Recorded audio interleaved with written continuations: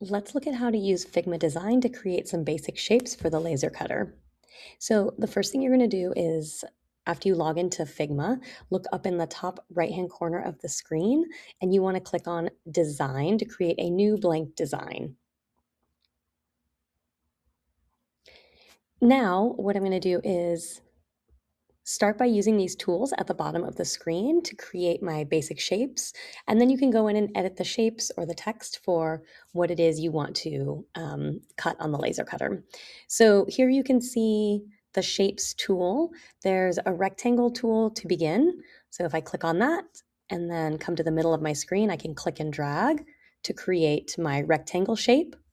After I've created my rectangle shape, now all of my editing tools pop up on the right side of the screen so that I can edit that rectangle I just created.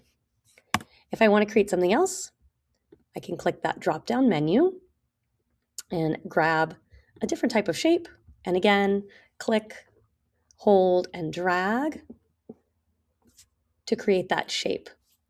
I can duplicate by using Control D or Command D, and then drag that new shape around. I can also use these corners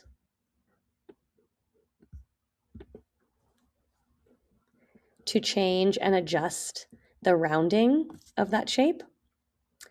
If I want to make this polygon more than a three-sided shape, then in the layout tool on the right side of the screen, I can change that number. Let's try hexagon. And there's my new shape. So that's how you can get started with the basic shapes tools. Now, the other thing you might want to do is create some text.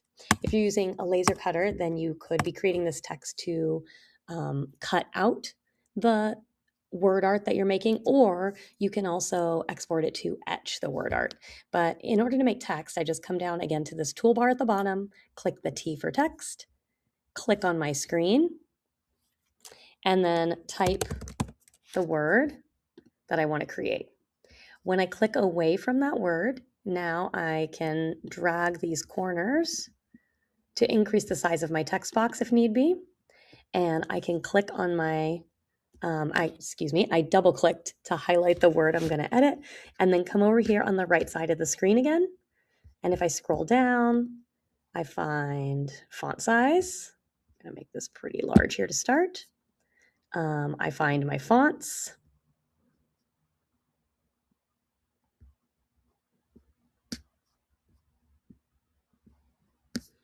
If I'm going to, let's say I'm going to create some word art and I want to cut it out on the machine. So I'm going to pick something a bit chunky.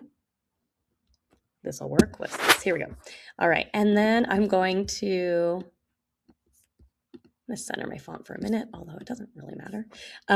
If I scroll down, I'm going to click on the stroke menu and make sure, I think it's already set to black. Oh, yes. So if I zoom in and look here, it shows me black for stroke, and stroke is the outline on your shape. And then I'm going to go in and set that fill to transparent. And now I have the outline of letters. And so that'll work really nicely if I want to do a cutout on the laser cutter machine. If I'm going to be doing some etching, I can go ahead and leave that shape filled in. So I'd go back to my fill, and I can fill in my font again. And that'll export really nicely for an etch. Now, in order to export my designs, I have to come over here. There's a couple of things you could do. All I have is one text box to export.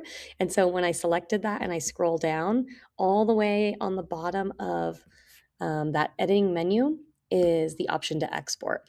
And then you can choose your file type. If it's for a laser cutter, we like to often choose SVG for shapes that we're going to be cutting out on the machine. If you're going to be doing some etching, you can also export it as an image file usually, or a PDF. But I'm going to go ahead and choose SVG and then export. And now we're ready for the laser cutter.